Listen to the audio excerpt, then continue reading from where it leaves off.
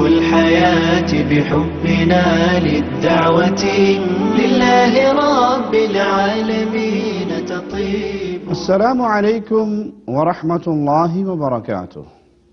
إن الحمد لله نحمده ونستعينه ونستغفره ونعوذ بالله من شرور أنفسنا ومن سيئات أعمالنا. من يهده الله فلا مضل له ومن يضلل فلا هادي له. أشهد أن لا إله إلا الله وحده لا شريك له وأشهد أن محمدا عبده ورسوله اما بعد. قرآن حکیم میں سابقہ امتوں کے کچھ واقعات، کچھ قصے بیان ہوئے ہیں جس میں ہمارے لیے نصیحت ہے، جو ہمارے لیے دروس لیے ہوئے ہیں۔ انہی قصص میں سے ایک واقعہ، ایک قصہ بنی اسرائیل کی گائے کا بھی ہے، جو سورۃ البقرہ کے اندر موجود ہے، اسی لیے سورت کا نام بھی اسی گائے پہ ہی ہے۔ بنی اسرائیل میں ایک مالدار شخص تھا جس کا کوئی وارث سوائے ایک بھتیجے کے نہیں تھا۔ بھتیجے نے ایک رات اپنے چچا کو قتل کر دیا اور اس کی لاش کسی اور کے دروازے پہ جا کے رکھ دی تاکہ الزام اس پہ لگا دے، اور الزام اس پہ لگایا اور صبح اٹھ کر قاتل کو تلاش کرنے لگا اور بہتان کسی اور پہ باندھنے لگا۔ یہ دونوں قبیلے کے دونوں اطراف کے لوگ جنگ کے دروازے اور دہانے تک پہنچ چکے، تو دونوں طرف کے بعض عقل مندوں نے یہ مشورہ دیا کہ ہمارے درمیان اللہ کے نبی موجود ہیں، تم آپس میں جھگڑا کرنے کی بجائے، یہ جنگ و جدال تک پہنچنے کی بجائے اللہ کے نبی کی طرف رجوع کرتے ہیں۔ تو یہ موسیٰ علیہ السلام کے پاس آئے اور یہ ساری خبر ان کو سنائی۔ اب اللہ کے نبی جب ان کے سامنے کوئی مسئلہ رکھا جائے، وہ اللہ کی وحی سے کلام کرتے ہیں۔ وَمَا يَنطِقُ عَنِ الْهَوَىٰ إِنْ هُوَ إِلَّا وَحْيٌ يُوحَىٰ۔ تو موسیٰ علیہ السلام نے اللہ کے حکم سے انہیں گائے ذبح کرنے کا حکم دیا۔ تو یہ جھگڑالو قوم بجائے گائے ذبح کرتی، جیسے اللہ کا حکم آتا ویسے ہی سر جھکا دیتی، وہ بحث اور جدال میں پڑ گئی کہ ہم آپ کے پاس مقتول کے معاملے میں آئے ہیں، قاتل کون ہے، کس نے قتل کیا ہے، اور آپ ہمیں کہہ رہے ہیں کہ گائے ذبح کرے۔ اللہ مالک نے اپنے کلام الہی میں ان آیات میں یہ باتیں بیان کی۔ مالک کا فرمان سنتے ہیں، وَإِذْ قَالَ مُوسَىٰ لِقَوْمِهِ إِنَّ اللَّهَ يَأْمُرُكُمْ أَن تَذْبَحُوا بَقَرَةً۔ یہاں اللہ تعالیٰ یہود مدینہ کو یاد کروا رہا ہے کہ یاد کرو جب تمہارے آباء و اجداد کو موسیٰ علیہ السلام نے کہا تھا کہ اللہ تمہیں حکم دیتا ہے گائے ذبح کرنے کا، تو بجائے وہ گائے ذبح کرتے، انہوں نے جواب میں اپنے نبی کو کیا کہا؟ قالوا اتتخذنا ہزوا۔ حکم اللہ کی طرف سے آ جائے تو اہل ایمان کو فوراً اس پہ عمل کرنا چاہیے، اپنی طرف سے بحث کے دروازے نہیں کھولنے چاہیے۔ تو بجائے وہ اللہ کا حکم ماننے کے، وہ اپنے نبی سے بحث کرنے لگے کہ آپ ہم سے مذاق کر رہے ہیں، ہم آپ کے پاس قتل کی شکایت لے کر آئے اور آپ کہہ رہے ہیں گائے ذبح کر دو، گائے کا اس قتل سے کیا تعلق ہے؟ تو ان کے نبی نے جواب میں کہا موسیٰ علیہ السلام نے، قال اعوذ باللہ ان اکون من الجاہلین۔ میں اللہ سے پناہ مانگتا ہوں، اللہ کی پناہ میں آتا ہوں اس بات سے کہ میں جاہلوں میں سے ہو جاؤں، کہ تم میرے پاس ایک مسئلے کے حل کے لیے آئے اور میں نے اللہ کے حکم سے اس کا حل بتا دیا، اب تم بجائے اس حکم کو ماننے کے نبی کی گستاخی کر رہے ہو اور نبی پہ الزام لگا رہے ہو کہ آپ ہم سے مذاق کر رہے ہیں۔ ان کو تعجب اسی بات کا تھا کہ گائے کا اس سے تعلق کیا ہے۔ تو موسیٰ علیہ السلام نے کہا یہ اللہ کا حکم ہے، اللہ تمہیں حکم دیتا ہے۔ اور یہ گائے ذبح کرنے کے پیچھے حکمت کیا تھی کہ بنو اسرائیل کو جب اللہ تعالیٰ نے فرعون کے مظالم سے نجات دی اور موسیٰ علیہ السلام کوہ طور پہ اللہ کی عبادت کے لیے چلے گئے اور ان پہ تورات کا نزول ہوا، تو ان کی غیر موجودگی میں بنی اسرائیل نے بچڑے کی پوجا شروع کر دی. سامری نے ان کے لیے ایک سونے کا بچڑا بنایا اور اس کی عبادت کا حکم دیا. فَأَخْرَجَ لَهُمْ عِجْلًا جَسَدًا لَهُ خُوَارٌ. پھر اس نے لوگوں کے لیے ایک بچڑا بنایا، بچڑے کا ایک بت بنایا جس میں گائے کی آواز کی طرح آواز بھی آتی تھی. اور اس آواز کی وجہ یہ تھی کہ اس نے اس کے آگے اور پیچھے ایک سوراخ رکھا جس میں سے ہوا گزرتی اور وہ گائے کی طرح کی آواز اس میں سے نکلتی. بنو اسرائیل کے دل میں گائے کی محبت گھر کر گئی اور وہ سامری کی اس غلط بات کا شکار ہو گئے کہ یہ اصل الہ ہے، تمہارا بھی اور موسیٰ علیہ السلام کا بھی. فَقَالُوا هَذَا إِلَٰهُكُمْ وَإِلَٰهُ مُوسَىٰ فَنَسِي. پھر وہ کہنے لگا کہ یہی تمہارا اور موسیٰ کا معبود ہے، لیکن موسیٰ بھول گئے. نعوذ باللہ ثم نعوذ باللہ. یہ بچڑا جس کو سامری نے اپنے ہاتھ سے بنایا، یہ الہ کیسے ہو سکتا ہے؟ یہ تو خود مخلوق ہے، یہ خود کریشن ہے، کریٹر نہیں ہے. عبادت ہوتی ہے خالق کی، مخلوق کی عبادت نہیں. افلا يرون الا يرجع اليهم قولا ولا يملك لهم ضرا ولا نفعا. کیا یہ گمراہ لوگ یہ بھی نہیں دیکھتے کہ وہ تو ان کی بات کا جواب بھی نہیں دے سکتا اور نہ ہی ان کے کسی برے اور بھلے کا اختیار رکھتا ہے؟ یہ قرآن حکیم کی بڑی کھلی ہوئی آیات ہیں جو قیامت تک کے لیے نور ہیں، روشنی اور ہدایت کا منبع ہیں. جو اللہ کو چھوڑ کے کسی اور کو پوجتا ہے، وہ بچڑے کو پوجے، وہ بت کو پوجے، وہ صنم کی عبادت کرے یا وہ قبروں کی ڈھیریوں پہ گرے، ایک لمحے کے لیے قرآن حکیم کے اس انداز پہ غور تو کرے کہ یہ تمہارے نفع نقصان کے مالک نہیں. یہ قبر میں دفن ہو جانے والے اگر صالحین ہیں تو ان کی قبریں جنت کے باغ ہیں. لیکن یہ دنیا سے چلے گئے، دنیا سے ان کا رشتہ ٹوٹ گیا. اب انہیں نہیں پتا قبر پہ کون آ رہا ہے. یہ تمہارے نفع کے مالک نہیں، تمہارے نقصان کے مالک نہیں. یہ پیغام توحید ہر دور کے نبی نے اپنی قوم کو دیا. معبود برحق کون ہے؟ جو فریادیں سنتا ہے، جو مصیبتیں ٹالتا ہے، جس نے تمہیں زندگی اور عزت اور جوانی اور دنیا کی ساری نعمتیں دی ہیں.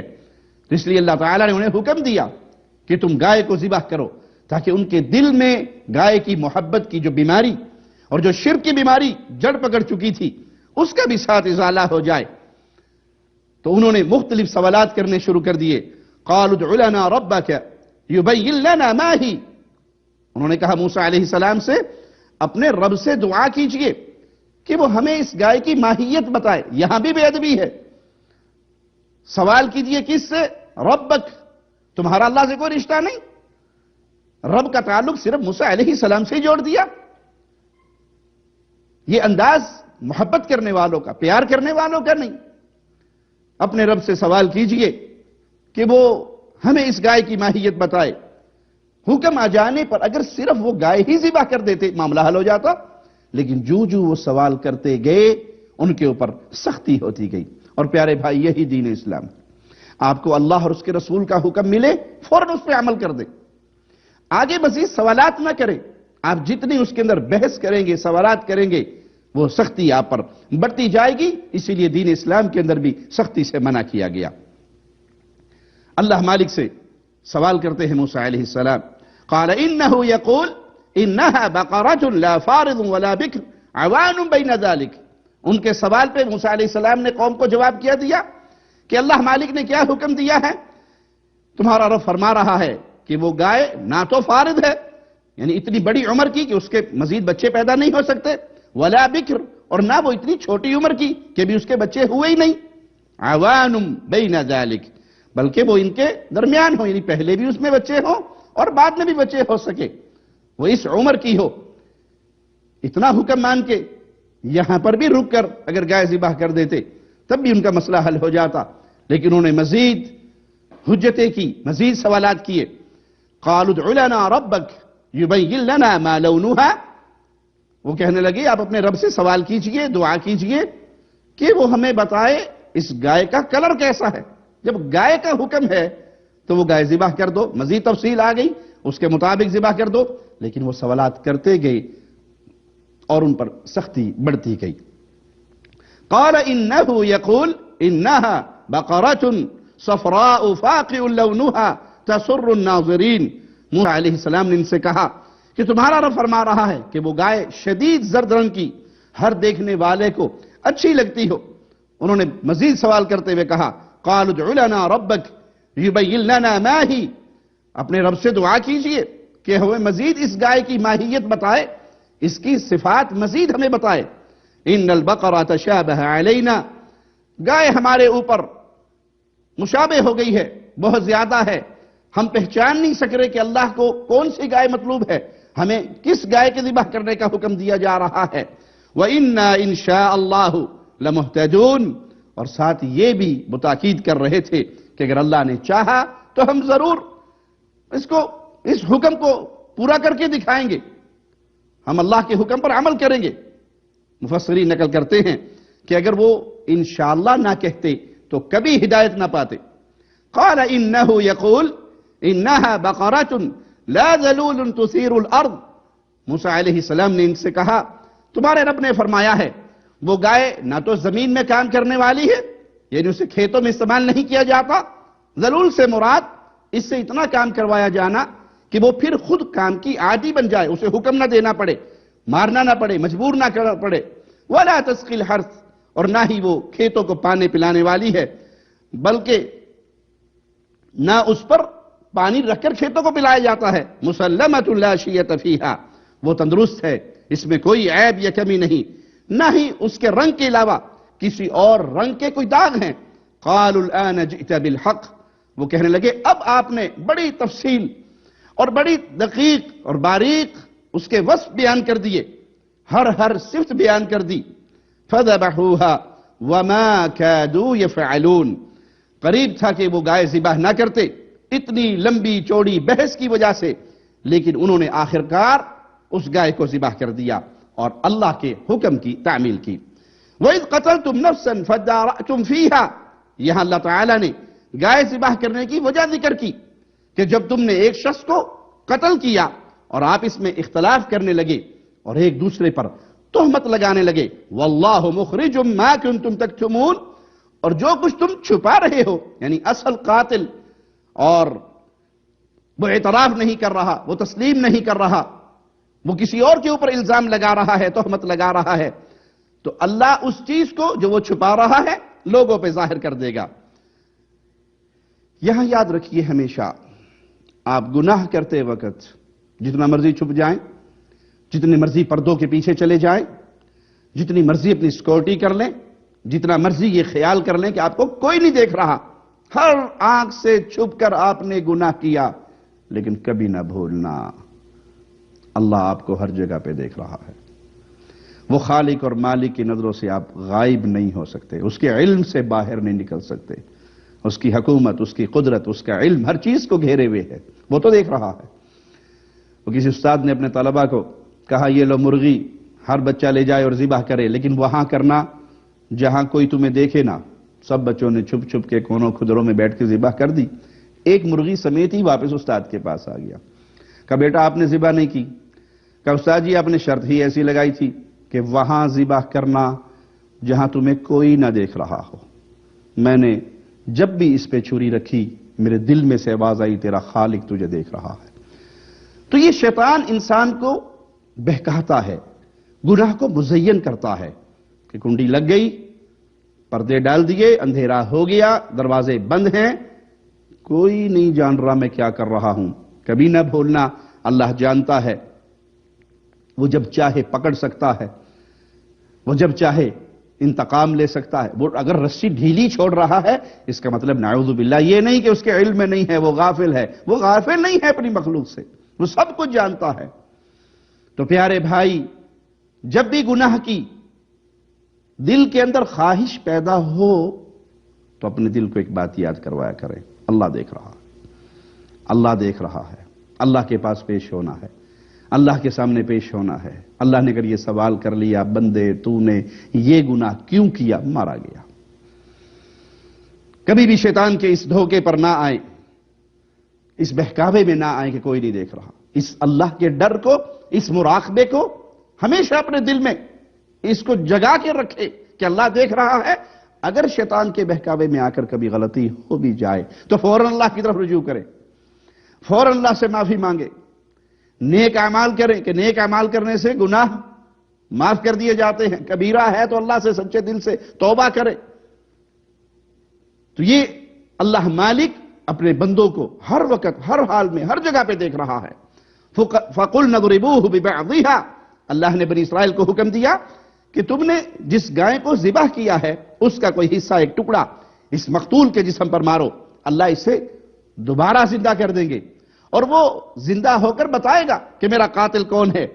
تو انہوں نے ایسا ہی کیا، كَذَلِكَ يُحْيِي اللَّهُ الْمَوْتَى وَيُرِيكُمْ آيَاتِهِ، تو اللہ نے اس مقتول کو زندگی دی اور اسی طرح قیامت کے دن اللہ مردوں کو بھی زندگی دے گا اور وہ تمہیں اپنی قدرت کی نشانیاں دکھاتا ہے۔ جس طرح اللہ نے اس مقتول کو زندہ کیا، وہ قادر ہیں مجھے اور آپ کو قیامت کے دن پھر اٹھائے اور پھر اپنے سامنے کھڑا کر دے۔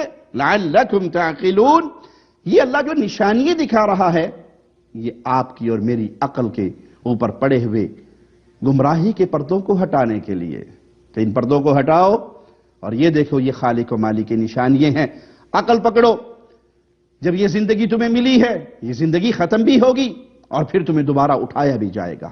تم ایک دن آئے گا اللہ کے سامنے کھڑے ہوں گے۔ رسول اللہ صلی اللہ علیہ وسلم کا فرمان ہے، بندہ اللہ کے سامنے کھڑا ہوگا، اللہ کے سوال ہوں گے، بندے کے جواب ہوں گے، اللہ اور بندے کے درمیان کوئی ترجمہ کرنے والا نہیں ہوگا۔ انسان کے قدم ہل نہیں سکیں گے خالق کے سامنے سے جب تک وہ اللہ کے سوالوں کا جواب نہ دے دے۔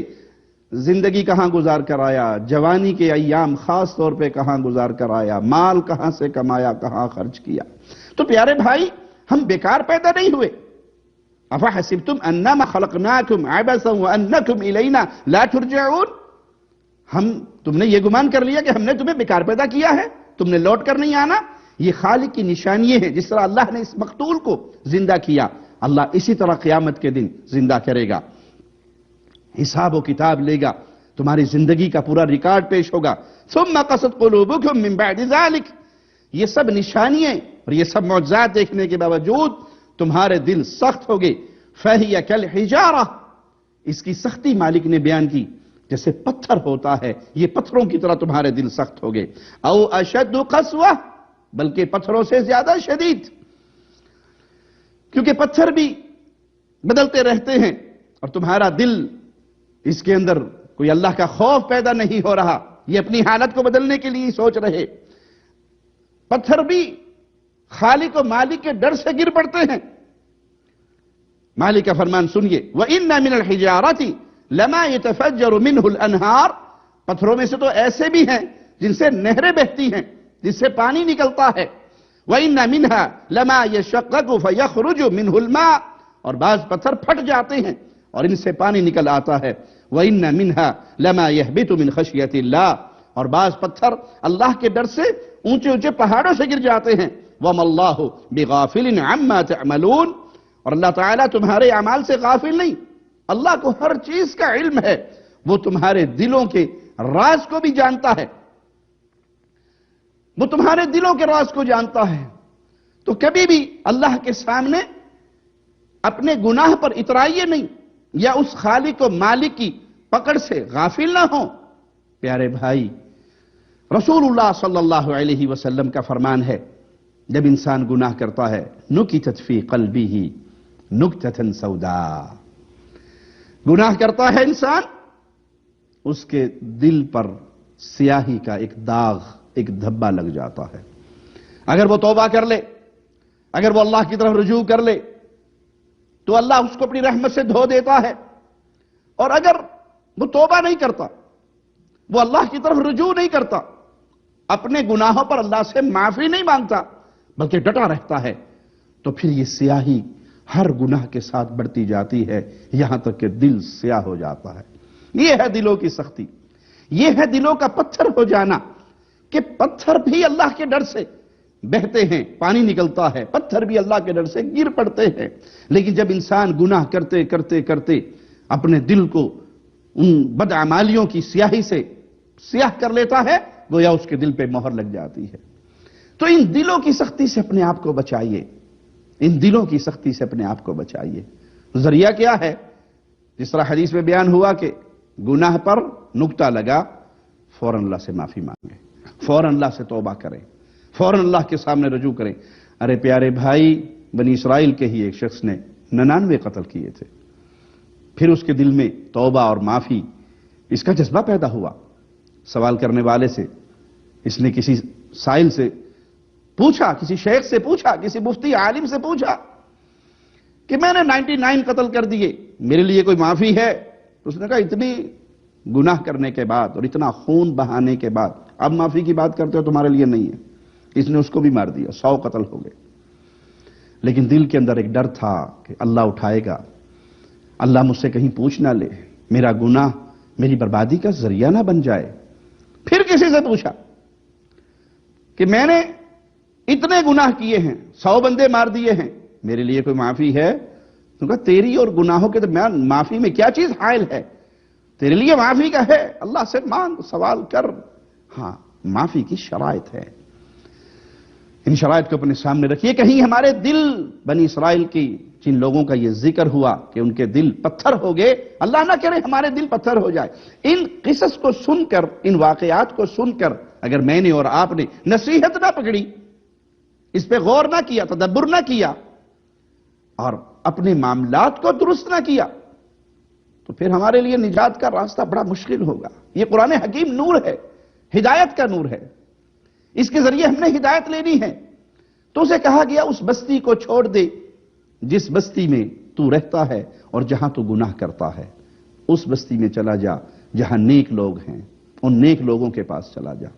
تو گناہ انسان سے ہو جائے تو سب سے پہلے دل میں شرم، دل میں اللہ کا ڈر، شرمندگی، اللہ کے سامنے پیش ہونے کا معاملہ کہ اللہ نے مجھے اٹھا لیا، اللہ نے مجھے پوچھ لیا، میں اللہ کو کیا جواب دوں گا؟ تو اپنے گناہ پر شرمندگی کا اظہار سب سے پہلے کیجئے۔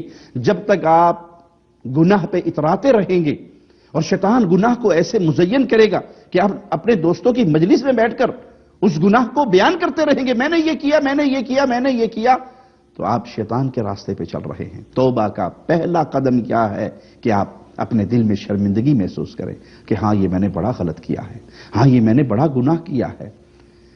اللہ کے نبی صلی اللہ علیہ وسلم کے ایک صحابی ہیں، دکان پہ کوئی عورت آتی ہے، آگے بڑھ کے اس کا ہاتھ پکڑتے ہیں یا اسے چومتے ہیں، فوراً ہی دل میں اللہ کا خوف آتا ہے اور پھر اس دکان کو کھلی کو چھوڑ کر دوڑتے ہیں رسول اللہ صلی اللہ علیہ وسلم کے پاس۔ اے اللہ کے نبی، میں تو گناہ کر بیٹھا، اے اللہ کے نبی صلی اللہ علیہ وسلم، میں تو اپنی جان پہ ظلم کر بیٹھا، کچھ کیا نہیں، صرف ہاتھ پکڑا یا چوما۔ چومنے کا یہ عمل ہوا اور آپ کے سامنے پیش ہو گئے۔ اب یہ کیا چیز تھی جو اس صحابی کو کھینچ کر نبی کی عدالت میں لے گئی؟ اللہ کے سامنے پیشی کا ڈر۔ نماز پڑھی، آپ نے کہا تو نے ہمارے ساتھ نماز پڑھی ہے، اللہ نے تیرے اس گناہ کو معاف کر دیا۔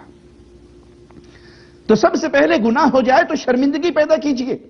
دلوں کو نرم کرنے کے لیے پہلا نسخہ یہ ہے کہ اس گناہ پر ندامت ہو اور پھر وہ گناہ دوبارہ نہ کرنے کا عزم ہو۔ میں نے نہیں کرنا، اس گناہ کی طرف میں نے سوچنا بھی نہیں ہے، میں نے جانا بھی نہیں ہے۔ استغفر اللہ العظیم الذی لا الہ الا هو الحی القیوم واتوب الیہ، استغفار کیجئے، معافی مانگیے، اللہ کا ذکر کیجئے۔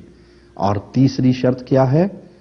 اس محفل کو چھوڑ دیجئے، اس محلے کو چھوڑ دیجئے، ان دوستوں کو چھوڑ دیجئے، اس سوسائٹی کو چھوڑ دیجئے، اس دائرے سے نکل جائیے جو آپ کو کھینچ کر اس گناہ کی طرف لے جاتے۔ مثال کے طور پہ کوئی شخص شراب پینے کا عادی ہو گیا ہے، شرمندہ ہے، آئندہ نہ پینے کا عزم ہے، تو اپنے ان دوستوں کو چھوڑیے جو آپ کو شراب کھانے کی طرف لے کر جاتے ہیں، جو آپ کو شراب پرووائڈ کرتے ہیں۔ آج کے دور میں کسی کے موبائل پر رابطے ہیں، وہ سم توڑ دے، وہ سم بلاک کر دے، وہ نمبر ڈیلیٹ کر دے، وہ اپنا محلہ چھوڑ دے، نیک لوگوں سے دوستی لگائے۔ کم از کم اس یقین پر تو آئے نا کہ میں اللہ سے محبت کرتا ہوں، شیطان نے مجھے گمراہ کر کے اس گناہ میں ڈال دیا تو میں اللہ سے توبہ کرتا ہوں۔ اللہ ہمیں اپنے دین پہ باقی رکھے۔